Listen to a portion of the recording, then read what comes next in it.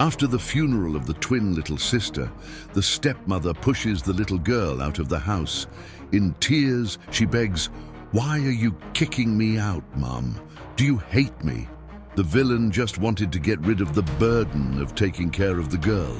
What she never imagined was that at the exact moment of the cruel act, the millionaire brother of her husband would arrive and see everything. Seconds later, his attitude left the stepmother and the current man in shock and changed that child's fate. The silence that settled over the mansion was heavier than grief.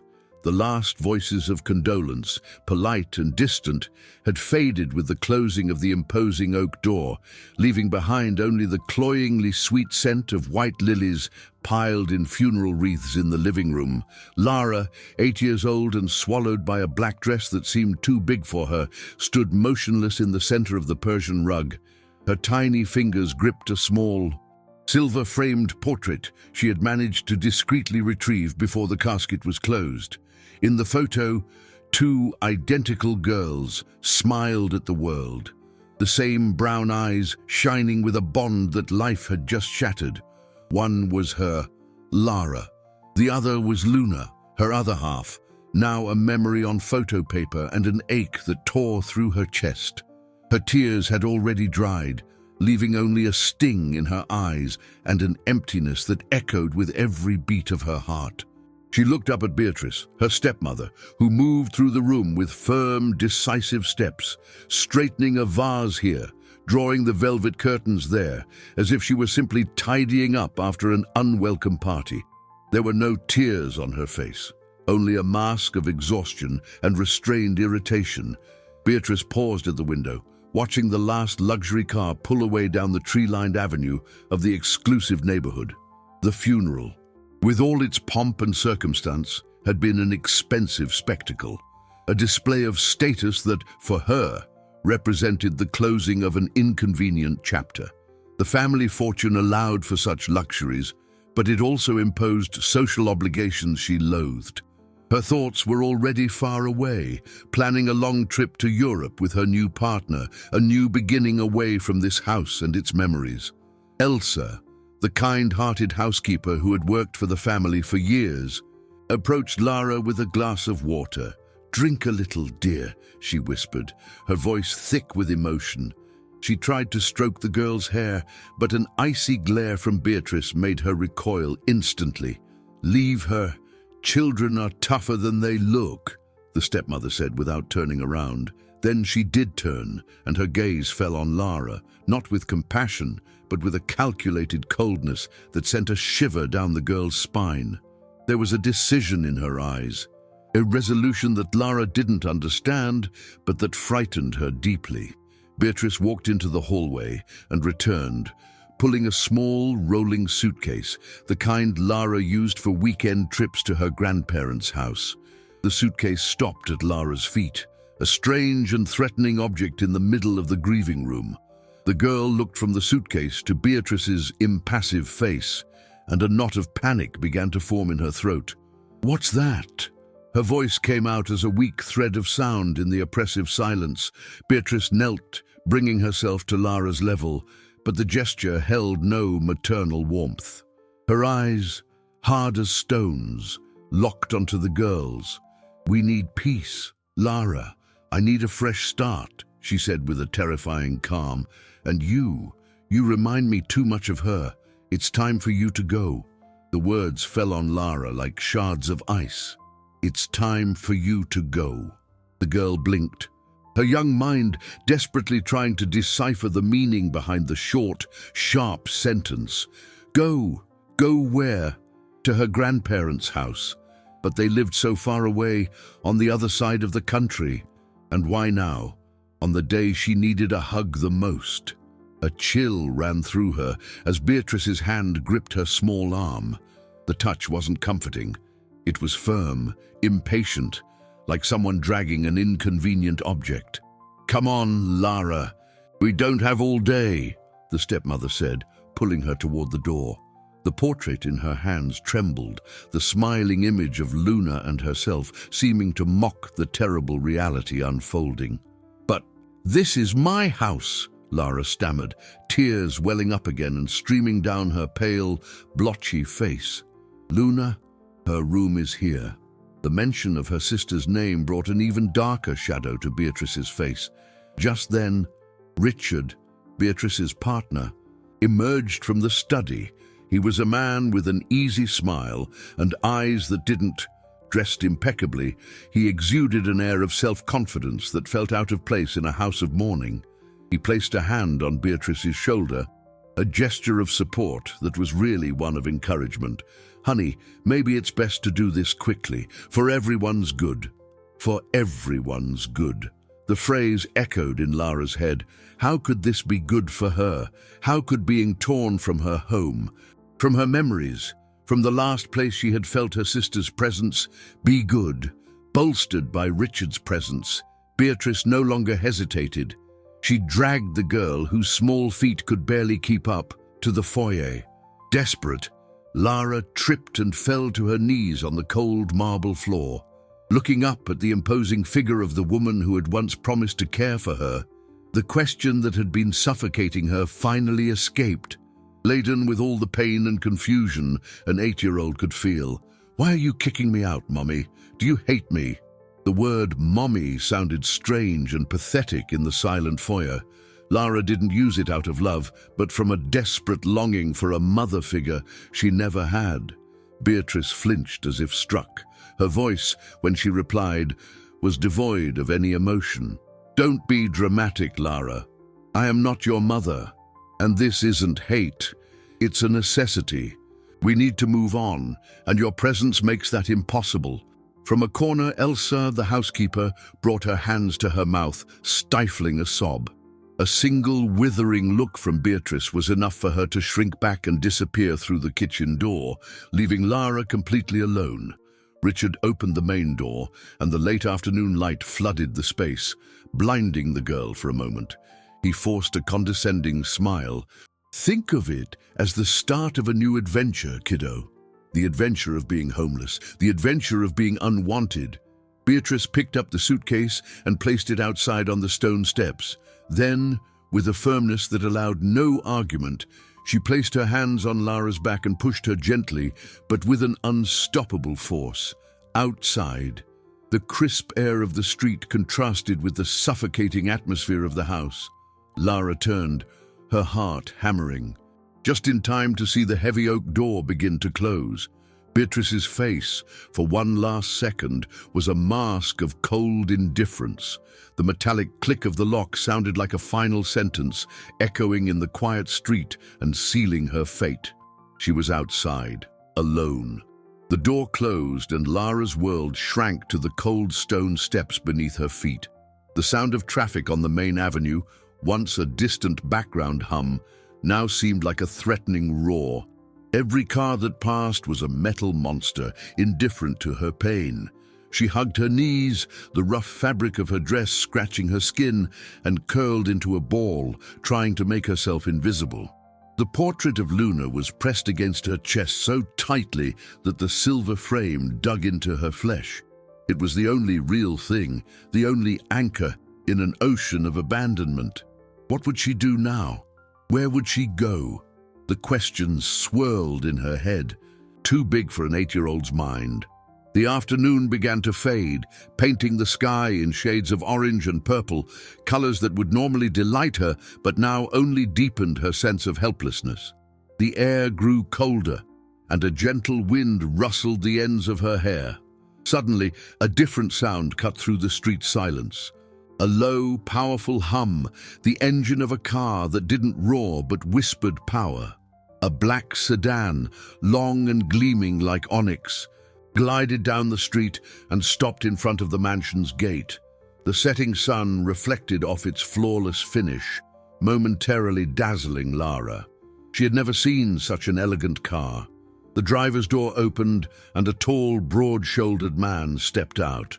He wore a dark, tailored suit, and his shoes gleamed. He looked tired, but his movements were confident and full of a quiet authority. Arthur had just arrived from a 2-week business trip in Zurich, where he had closed a deal that would add a considerable sum to his already vast fortune. He had spent hours in meetings discussing investments, stocks, and the cash flow of his businesses, accumulating more wealth than he could spend in several lifetimes. Yet, as the private jet crossed the Atlantic, a sense of emptiness had gnawed at him. What was the point of all this fortune, all this capital in dollars and euros, if his family was falling apart? He had lost his brother and, consumed by work, had barely had time to process the grief. The news about little Luna had hit him like a punch to the gut. He had been wrong not to be there for the funeral, but he promised himself he would make up for it, that he would be there for the niece he had left. As he approached the gate, his gaze was drawn to the small figure huddled on the steps, a little girl in a black dress, a suitcase beside her. His blood ran cold. He squinted, and with a wave of shock and horror, he recognized his niece, Lara, alone, crying.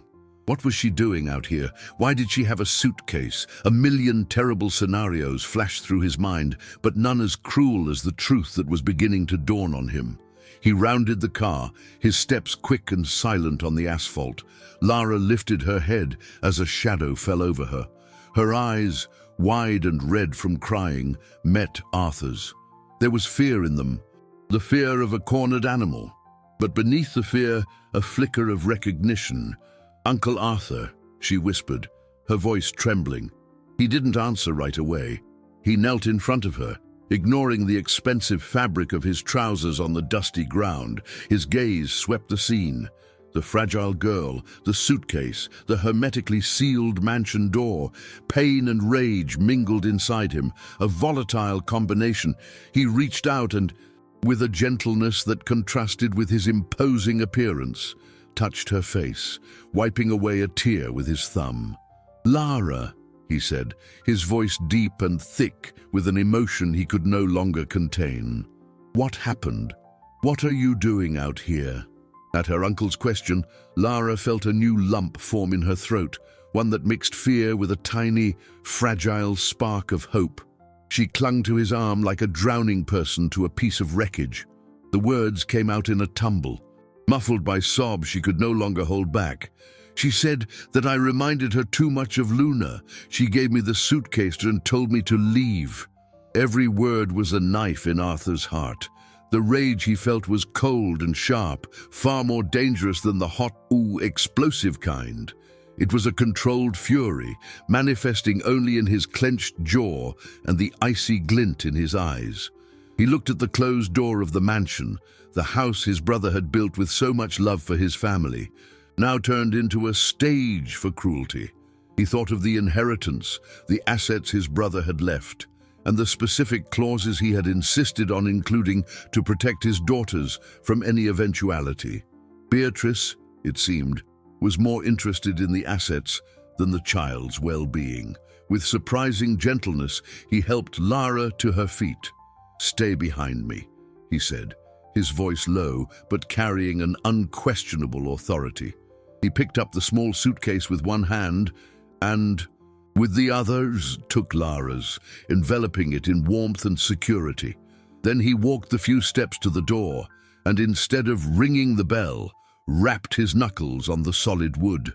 The sound was loud, sharp, and imperative. A moment passed. Then they heard the sound of hurried footsteps and the click of the lock. The door opened to reveal Beatrice. Her face was composed in a mask of irritation, ready to scold whoever it was, but the expression froze when she saw Arthur. Shock gave way to poorly disguised nervousness. "Arthur! What a surprise! We weren't expecting you," she stammered, trying to force a smile that didn't reach her eyes. Richard appeared behind her, his predatory social smile already in place. "Arthur, my dear fellow, good to see you despite the terrible circumstances. Please come in." He gestured for them to enter, but Arthur didn't move. His eyes were fixed on Beatrice. "I found my niece outside." "With a suitcase," he said, his voice dangerously calm. "She told me you sent her away." Beatrice laughed, a high-pitched, false sound. "Oh, heavens, no! Such a vivid imagination. Children, they invent such things after a trauma, don't they? We were just reorganizing the girls' room, a little fresh air, you know. Lara is so sensitive. She misunderstood everything. Richard quickly agreed, backing up the lie. Exactly. A little childhood tantrum. She would have calmed down soon enough. Arthur looked from one to the other, the contempt plain on his face. Over Beatrice's shoulder, he saw the frightened figure of Elsa peering from a hallway, the housekeeper's face a mixture of terror and pleading. The truth was there, in the fear of that employee and in the dried tears on his niece's face. He took a step forward, forcing Beatrice and Richard to retreat into the foyer. "Reorganizing," he repeated, his tone low and cutting. "With her bag packed and the door locked, what kind of reorganization ends with an 8-year-old child abandoned on the sidewalk? Beatrice." The ensuing silence was heavy, thick with guilt and the exposed lie. Beatrice opened her mouth to protest, but Arthur held up a hand, silencing her. His gaze was like steel. "Get the rest of her things, clothes, toys, photographs, everything. You have exactly 5 minutes. After that, I'm calling the police." The threat hung in the air of the foyer, heavy and irrefutable. The word police was enough to shatter Beatrice's composure. The mask of the offended hostess cracked, revealing the panic beneath. Her eyes flashed with fury and fear. "You wouldn't dare," she hissed, her voice low and trembling. "This is a family matter, bringing strangers into our home. Think of the scandal." Arthur gave a humorless smile. "Your concern for appearances is fascinating, Beatrice, but the scandal has already happened. It happened the moment you put a grieving child out of her own house." Richard, realizing that aggression would get them nowhere, tried a different approach. He stepped forward, his hands raised in a placating gesture. "Arthur, let's take it easy. We're all adults here. There's been a terrible misunderstanding, exacerbated by grief. I'm sure we can resolve this with a conversation. Think of your brother, what he would have wanted." The mention of his brother made the muscles in Arthur's jaw tighten. "I am thinking of exactly what my brother would have wanted," he replied, his voice so sharp that Richard recoiled. "He would want his daughter to be safe. He would want the inheritance he left, every penny of his estate, to be used for her well-being, not to fund your travels." He pulled his phone from his pocket and checked the time. "You have 4 minutes." That gesture, the coldness with which he measured the time, was more effective than any shout. The reality of the situation finally hit Beatrice. Arthur wasn't bluffing. He had the power, the wealth, and the determination to make good on his promise. A public scandal would ruin her plans and could complicate her access to the money she coveted. Defeated, she turned to Elsa, who was watching from a corner, paralyzed. "You heard him! Go upstairs! Get her things! Quickly!" Elsa, with tears in her eyes, nodded and ran up the stairs, the sound of her hurried footsteps echoing through the quiet house. Meanwhile, Arthur gently guided Lara to a velvet armchair in the corner of the foyer. He had her sit and knelt before her again, blocking her view of Beatrice and Richard. He wanted her focus to be only on him. "It's all right now," he whispered, his voice surprisingly soft. "I'm here. No one is going to hurt you anymore." Lara just nodded, her large, frightened eyes fixed on her uncle's face. She was still trembling, but the warmth of his hand on hers was a promise of safety. Upstairs, Elsa moved with desperate efficiency. She didn't just throw clothes into a suitcase. She folded each item with care, took Lara's favorite stuffed animals from the shelf, the star-shaped nightlight from the bedside table. And then she remembered the box, the small wooden box Lara had found earlier, with Luna's drawings and note. She retrieved it from under the bed and hid it at the bottom of one of the larger suitcases, under a pile of sweaters, a secret treasure to be rediscovered. A few moments later, she came down the stairs, dragging 2 larger suitcases. Beatrice's face was red with humiliation. Richard avoided Arthur's gaze. Time was running out. Elsa placed the bags next to the first one, her eyes pleading with Arthur, as if begging him to take them away quickly. Arthur stood up, checked his phone. Time's up. He turned to grab the suitcases, ready to close this dark chapter, when a sharp, unexpected sound cut through the tension. The doorbell. Everyone froze. The sound seemed unnaturally loud in the oppressive silence. Who could it be? Beatrice visibly paled. Richard took an instinctive step toward the door, but Arthur's glare stopped him. Before anyone could react, a woman's voice called from outside, loud and clear enough to be heard through the door. "Beatrice, I saw Arthur's car. Is everything all right? I saw little Lara crying on the steps earlier." The voice that pierced the oak door belonged to Mrs. Davenport, the neighbor from next door, a distinguished woman, the widow of a prominent judge, whose main occupation was observing the neighborhood's comings and goings from her window with the precision of a hawk. Her curiosity was legendary, and her ability to spread information was faster than any messaging service.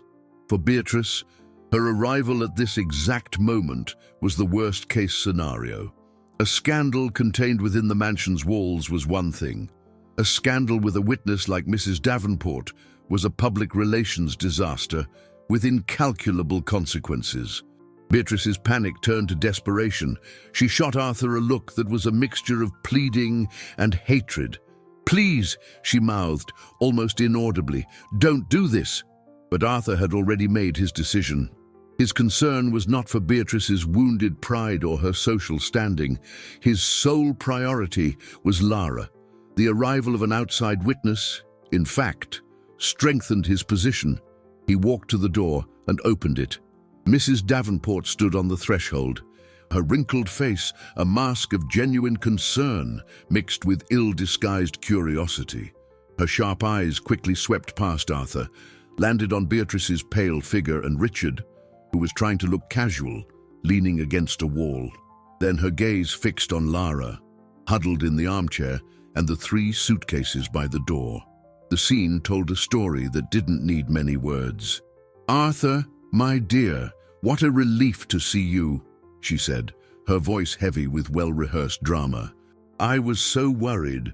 I saw little Lara out here, all alone. She looked so lost. I thought about coming over sooner, but I didn't want to intrude. But my grandmotherly heart couldn't bear it." Beatrice tried to intervene.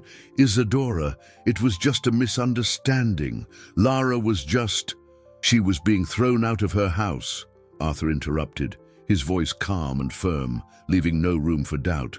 "I arrived just in time to stop her from spending the night on the street." Mrs. Davenport's jaw dropped. Her eyes widened, and she brought a hand to her chest in a theatrical gesture of shock. "Thrown out? My goodness! But after everything the poor dear has been through, losing her little sister, and now this." She looked at Beatrice with a new expression, one of glacial disapproval that was far more frightening than any shout. "Beatrice, I am simply appalled." Beatrice, cornered, felt the floor vanish from under her. She knew that in the court of public opinion in this wealthy enclave, the verdict had just been delivered. The news would spread like wildfire. The quiet coffee mornings, the chats at the club, the dinner parties. Everyone would be whispering about the cruel stepmother. Richard, seeing his own plans and the prospect of enjoying a quiet fortune go up in smoke, tried to salvage the situation. "Ma'am, with all due respect, the situation is delicate. We are all grieving." "Grief is no excuse for cruelty," Mrs. Davenport retorted, her voice suddenly sharp. She approached Lara and knelt, the silk of her dress rustling. "Sweetheart," she said softly, "would you like to come with me? You can stay at my house. I have chocolate cake." Lara, who had been silent until now, just watching the scene as if it were a distant nightmare, shook her head and clung tighter to Arthur's arm. It was the only safety she knew at that moment. Arthur placed a protective hand on his niece's shoulder. "Thank you for your kindness, Isadora, but she's coming with me. She will be staying with me from now on." He turned to Beatrice and Richard, his gaze ending any further discussion. "I will send for the rest of her things tomorrow. My lawyers will be in touch with you, Beatrice." Without another word, he picked up the suitcases with impressive ease, took Lara's hand, and guided her out of the house into the cool twilight air. As they passed Mrs. Davenport, she whispered, "You did the right thing, Arthur. If you need a witness, you know where to find me." Arthur just nodded, a silent gesture of gratitude, and led Lara to his car, leaving behind the open door of the mansion and the ruins of Beatrice's plans. The interior of Arthur's sedan was a sanctuary of silence and soft leather. The noise of the outside world was reduced to a distant murmur, and the city, its lights beginning to twinkle in the twilight, passed by the window like a blur of colors. Lara was huddled in the passenger seat, the seatbelt stretched awkwardly across her small body. She said nothing, just stared at her own hands, which were still clutching the silver-framed portrait. Arthur drove with one hand on the wheel, the other resting on the center console. Just inches from the girl, he wanted to reach out, to offer a gesture of comfort, but he was afraid of startling her. The anger he felt toward Beatrice was a burning ember in his chest, but he knew he had to be a safe harbor for Lara. "Are you hungry?" he asked, his gentle voice breaking the silence. Lara shook her head. "We can get pizza or ice cream, whatever you want." She shrugged, a tiny gesture that conveyed a universe of exhaustion and apathy. He didn't press. The silence returned, but it was different now, less oppressive. It was a shared silence, the beginning of a fragile alliance. The car descended a subterranean ramp and stopped in a reserved parking space. They took a private elevator that opened directly into a spectacular living room. The walls were made of glass, revealing a panoramic view of the illuminated city. The furniture was minimalist and elegant, and modern art adorned the walls. It was the home of a man who had turned his investments into an impressive net worth, a place that exuded wealth and power. But to Lara, it was just a big, empty, strange place. Arthur set the suitcases on the floor. "I'll show you to your room," he said gently. He led her down a hallway to a door. The room was spacious, with a large, soft bed and a window that also overlooked the city lights. "We can decorate it however you like tomorrow." He left and came back with the suitcases. "Let's open these so you can find your pajamas." He knelt and opened one of the larger bags. Inside, folded with Elsa's care, were Lara's familiar clothes. She approached hesitantly. Her eyes scanned the items, and then she saw it. Tucked under a wool sweater was the small wooden box. With a small cry of recognition, she grabbed it. "Luna's box!" she whispered. She sat on the plush rug and opened the lid. Inside were the drawings she knew so well, the two of them holding hands, the family, the smiling sun. She took them out one by one, her heart aching with longing. At the bottom of the box, she found the note in her sister's childish handwriting, "We promise never to be apart." A single tear rolled down her cheek and dripped onto the paper. Arthur watched the scene, his heart breaking for her. Lara wiped the tear away, and as she rustled through the bottom of the box, her fingers touched something that wasn't drawing paper. It was an envelope, thicker, folded in half. It was sealed, and on the front, in a firm, familiar script that made the air catch in Arthur's lungs, were the words, "For my brother Arthur." Lara, not understanding its significance, simply held it out to her uncle. Arthur took the envelope, his heart pounding. It was his brother's handwriting. Why would it be here, hidden in a child's treasure box? With trembling hands, he broke the seal. Inside was a single, folded sheet of paper. He opened it. His eyes scanned the first few lines, and his face, already grim, transformed.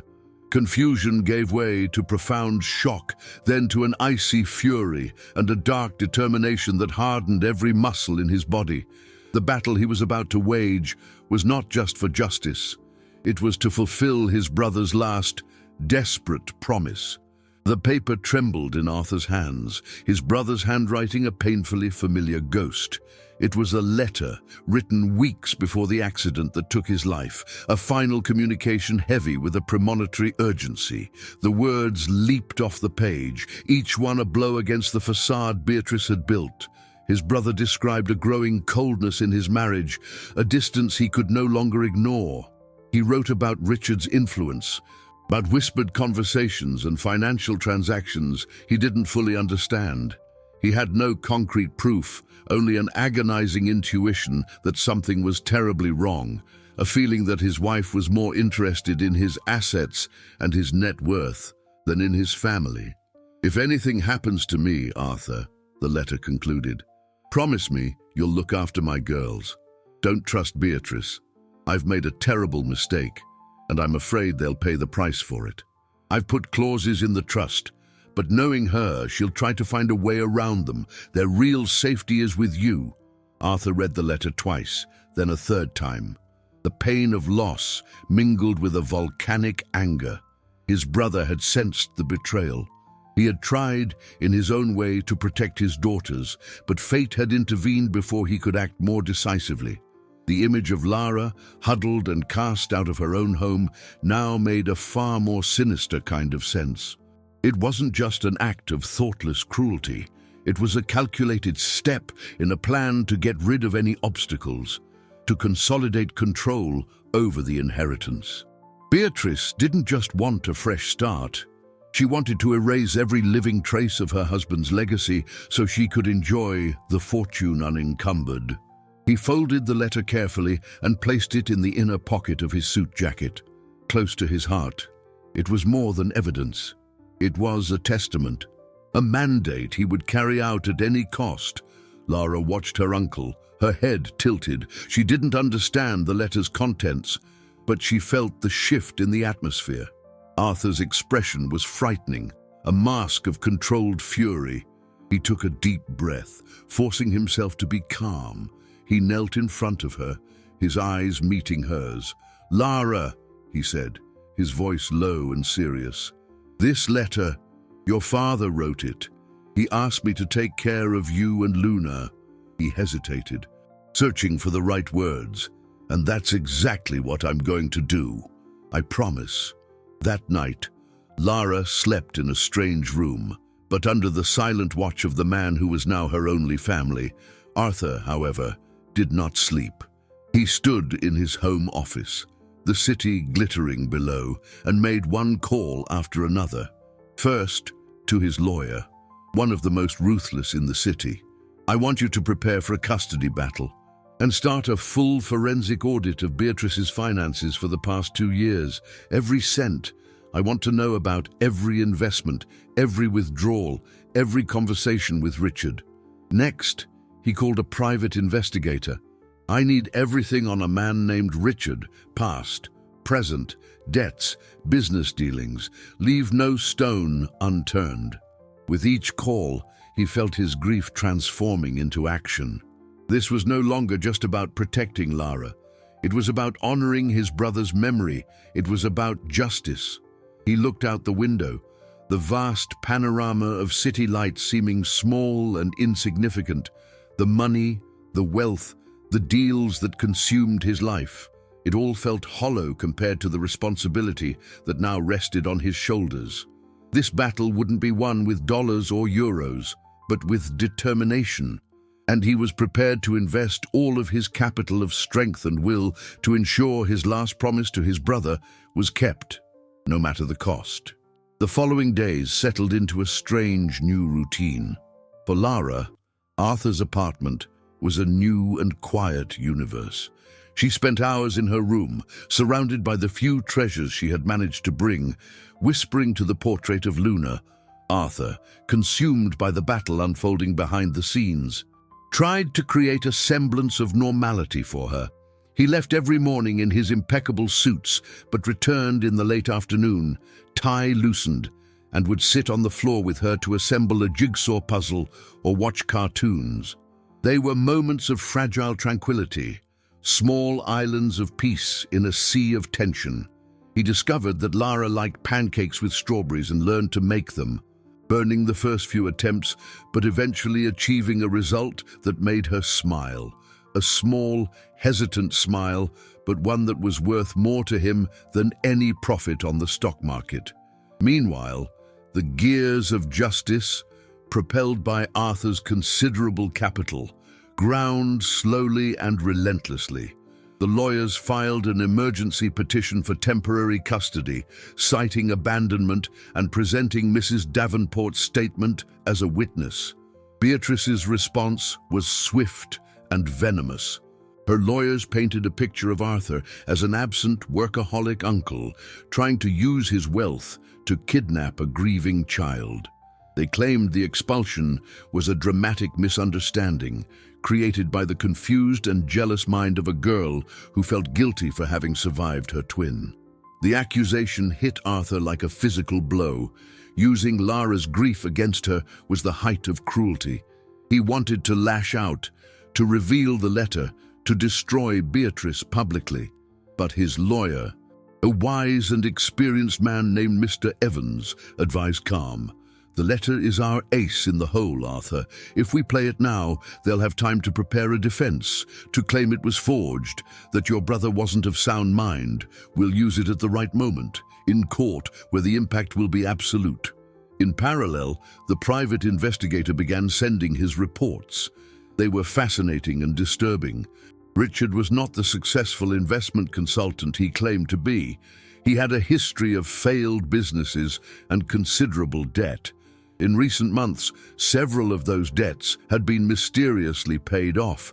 He was living a lifestyle far beyond his means, funded, as Arthur's investigation was beginning to prove, by Beatrice's estate.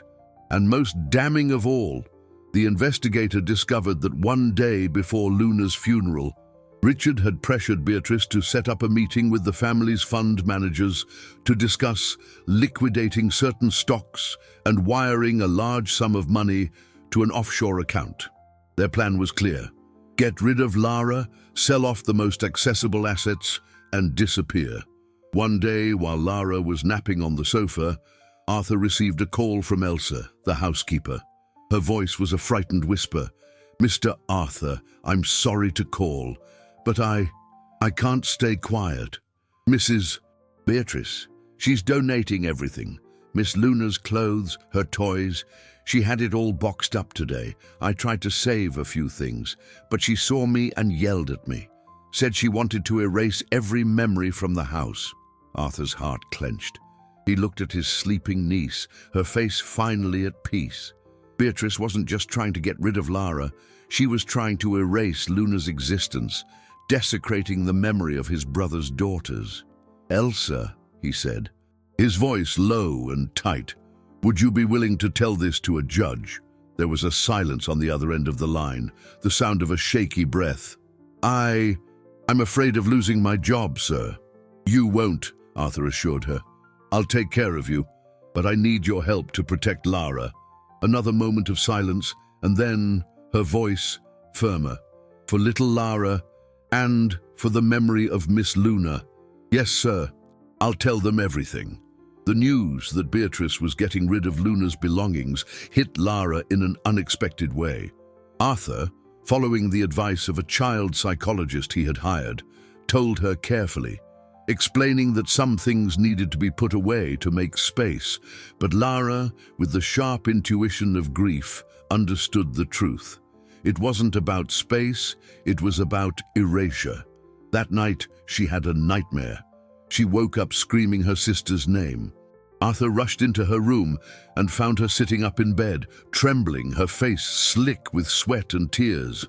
He held her, rocking her until the sobs subsided. "I dreamed she was calling me," Lara whispered, her face buried in her uncle's chest. "And I couldn't find her. Everything was white and empty." That nightmare marked a change in Lara. Her quiet, introverted grief gave way to a deeper, more visible sadness. She lost what little appetite she had and spent even more time in her room, the portrait and the wooden box her only companions. Arthur felt helpless. All his fortune, all his power in the business world, seemed useless in the face of a child's pain. His millions in assets and his knowledge of cryptocurrency yields couldn't buy back his niece's peace of mind. The custody hearing was set. The tension in the apartment became almost palpable. Arthur tried to shield Lara from the anxiety, but she sensed his worry in his gestures, in the tone of his voice, on the phone with the lawyers. One day, while he was on a conference call in his office, Lara crept to the half-open door. She heard fragments of the conversation, words she didn't understand, like liabilities, cash flow, and net worth, but the tone was harsh, combative. Then she heard something that made her freeze. "They're claiming Lara is unstable," came Arthur's tense voice, "that she's making up stories for attention. They're using her grief as a weapon." Lara backed away from the door, her heart hammering. So that's what they thought, that she was a liar, that the pain she felt for her sister was an invention. The idea was so cruel, so unfair, it stole the air from her lungs. She ran to her room, shut the door, and hid under the covers, clutching Luna's box. They wanted to erase her sister, and now they wanted to erase her truth. In that dark, warm cocoon, a new emotion began to sprout amidst the sadness and fear. Anger, a small but fierce anger from a child being pushed beyond her limits. They could take her house, her sister's toys. They could call her a liar, but they couldn't take her memories. They couldn't take Luna from her. She opened the box and took out the portrait. She looked at the two smiling faces. "I won't let you," she whispered to her sister's image. "I won't let them do this to us." In that moment, something shifted. The fragile, frightened girl who had been cast out of her home began to give way to someone who, even at only 8 years old, was discovering the strength to fight. Her battle wouldn't be fought with money or lawyers. It would be fought with the only weapon she had, the truth of her love for her sister. And she would hold on to that truth with the same force she held that small, silver-framed portrait. The night before the hearing was the longest of Arthur's life. He stayed up all night, reviewing documents with Mr. Evans, mapping out strategies and counterattacks. Beatrice's team had assembled a robust defense, built on reports from psychologists who had never met Lara, suggesting she suffered from parental alienation syndrome, induced by a greedy uncle interested in controlling his niece's inheritance. The audacity of the lie was breathtaking. They were inverting reality, painting Arthur, the protector, as the villain, and Beatrice, the aggressor, as the victim. Mr. Evans, a calm man by nature, seemed worried. "They're playing dirty, Arthur. They're trying to discredit the only eyewitness to the abandonment, Lara herself. If the judge believes she's a manipulated and psychologically unstable child, our case is seriously compromised." Arthur felt a chill. "But we have the letter." "We do," the lawyer agreed. "But they'll claim it was written under duress, or that your brother was depressed, paranoid. The letter is powerful, but the word of a child, the raw, true emotion of a daughter, can be even more so. The question is, will she be able to speak?" That was the question that haunted Arthur. He went into Lara's room. She wasn't asleep. She was sitting up in bed, fully dressed, with the small wooden box in her lap. She looked up at him, her eyes large and serious in her small face. She didn't look like an 8-year-old, but an old soul who had seen too much. "Tomorrow," she said, more a statement than a question. "They're going to ask me things, aren't they?" Arthur sat on the edge of the bed. He took her small, cold hand. "Yes, they will, and you don't have to say anything you don't want to. If you feel scared or tired, you just look at me and we'll stop. Understand?" Lara nodded, but her gaze was distant. "They said I'm making it up, that I was jealous of Luna." Arthur's heart contracted. "Lara, what those people say is not the truth. It's just a cruel game they're playing because they're scared." "Scared of what?" she asked. "Scared of the truth," he answered. "And you, Lara, you are the truth." She was silent for a long time, her fingers tracing the edges of the wooden box. Then She opened it and took out the silver-framed portrait. She held it with both hands, staring at the image of the two smiling sisters. "Can I bring this?" she asked, her voice low. "I don't want to go without her." A lump formed in Arthur's throat. He swallowed hard. "Of course you can. You can bring whatever you want." He leaned in and kissed her forehead. "Now try to get some sleep. Tomorrow is going to be a long day." He got up to leave, but her voice stopped him at the door. "Uncle Arthur." "Yes?" "Daddy?" He would be really mad at Beatrice, wouldn't he? The question, so simple and direct, carried the full weight of betrayal and injustice. Arthur turned and looked at his niece, the small guardian of his family's memories. "Yes, Lara," he said, his voice thick with emotion. "He would be furious. And behind the anger, he would be heartbroken. Just like I am now," Arthur thought. He closed the door softly, leaving her with her memories. Tomorrow's battle would no longer be about assets, stocks, or estates. It would be about the promise held in that small portrait, the promise that two sisters would never be separated, not by life, not by lies. The courtroom was imposing and cold, with dark wood-paneled walls and a high ceiling. The air was heavy with formality and a nearly suffocating tension. Lara sat between Arthur and Mr. Evans, her short legs dangling nervously, unable to reach the floor. Her hands, damp with sweat, clutched the portrait of Luna, which she kept in her lap. The image turned toward her like a secret shield. Across the room, Beatrice sat, her face a mask of dignified grief, next to Richard, who looked uncomfortable in his role as the supportive consort. The judge, a grey-haired man with a stern expression, entered and everyone rose. Lara's heart was beating so loudly she could hear it in her ears. The first part of the hearing was a war of words between the lawyers. Beatrice's attorney painted a moving picture of a devoted stepmother, devastated by loss and trying clumsily to deal with a traumatized stepdaughter. He presented reports, cited psychological theories, and tried to frame the act of abandonment as a misinterpreted cry for help. Mr. Evans, in contrast, was methodical and precise. He called Mrs. Davenport, who, with her theatrical elegance, vividly described the scene she had found. The girl crying on the steps, the suitcases beside her, the closed door. Then he called Elsa. The housekeeper, terrified but determined, spoke in a trembling voice, describing Beatrice's coldness after the funeral, the order to donate Luna's belongings, and most importantly, the scene of the expulsion, confirming Lara's every word. Beatrice's lawyer tried to discredit her, implying she was being paid by Arthur, but Elsa's simple, honest testimony resonated with truth in the silent room. Then came the moment everyone dreaded. The judge looked at Lara. "The court would like to hear from the child now," he said, his voice kinder than his appearance suggested. "If she feels comfortable." Arthur leaned in and whispered, "Remember what we talked about? Only if you want to." Lara took a deep breath. She looked at Beatrice, who shot her a warning glance, a final flash of intimidation. But then, Lara looked at the portrait in her hands, at Luna's smile, and she felt a surge of courage. She nodded to her uncle. With Mr. Evans's help, she walked to a small chair positioned in front of the judge. She looked tiny, a solitary figure at the center of the dispute. The judge smiled at her. "Hello, Lara. I'm Judge Miller.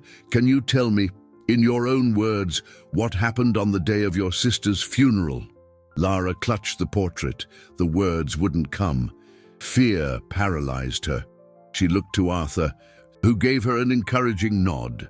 She took a breath and began to speak, her voice little more than a whisper. She told them about the silence in the house, about the suitcase, about Beatrice's words. Beatrice's lawyer interrupted. "Objection, Your Honor. The child is clearly reciting a story she has been coached to tell." The judge frowned. "Counselor, please, let the girl speak." He turned back to Lara. "Lara, why do you think your stepmother did that?" And then, The question Lara had feared most came from Beatrice's lawyer. "Lara, is it true that you were jealous of your sister? That sometimes you wished you had all the attention for yourself?" The cruelty of the question sucked the air out of the room. Lara felt tears welling up, her throat closing. It was the lie that had haunted her, the accusation that invalidated her grief. She looked at Luna's smiling face in the portrait, and then something inside her broke. It wasn't fear anymore. It was love, a fierce, protective love. She stood up from the chair, her small hands trembling, and held up the portrait for everyone to see. "We promised," her voice rang out, surprisingly loud and clear. "We promised never to be apart. I wasn't jealous. She was my other half, and she—" Lara's voice broke, her chin trembling. "Aunt, she took my other half away from me, and then she threw me out like I was trash." The silence in the courtroom was absolute, broken only by the girl's sobs. It was no longer a hearing. It was the testimony of a broken heart. And everyone there, including the judge, knew they were witnessing a truth that no legal maneuver could challenge. Lara's emotional outburst left the courtroom in a stunned silence. The truth, spoken with the unforgiving purity of a child, had disarmed every strategy and lie. Beatrice had gone pale, and even her attorney seemed to have lost his composure, shuffling through papers with no answer for the overwhelming sincerity he had just witnessed. Arthur instinctively stood and went to Lara, wrapping her in his arms as she cried, a cathartic release of pain, anger, and relief. Judge Miller watched the scene, his stern expression softened by an obvious compassion. He removed his glasses and rubbed his eyes, as if cleansing his sight, not just of weariness, but of the sordidness he had been forced to hear. "I believe I've heard enough," he said, his voice resonating with finality. But Mr. Evans raised a hand. "Your Honor, with your permission, we have just one more item to present, one that corroborates everything Lara has just expressed so painfully." The judge nodded. Mr. Evans walked to the table and picked up an envelope. "This is a letter written by Lara's father, my client's late brother, weeks before his death." He handed the letter to the bailiff, who took it to the judge. As Judge Miller read, his face transformed. Compassion gave way to a cold indignation. He read in silence, but every word seemed to echo in the room. The brother's suspicion, the fear for his daughters, the warning about Beatrice. It was the final piece of the puzzle, the father's voice confirming his daughter's truth from beyond the grave. When he finished, he placed the letter slowly on his desk, his gaze locked onto Beatrice, a look so piercing she shrank in her chair. "Ma'am," he said, his voice glacial, "the attempted abandonment of a child in a vulnerable state is something this court takes very seriously. To do so on the day of her twin sister's funeral, and then to try and discredit that child's grief, is an act of a cruelty I have seldom witnessed." He didn't need to say anything more. The battle was over. Temporary custody of Lara was immediately granted to Arthur, with the promise of a permanent and irrevocable ruling in the coming days.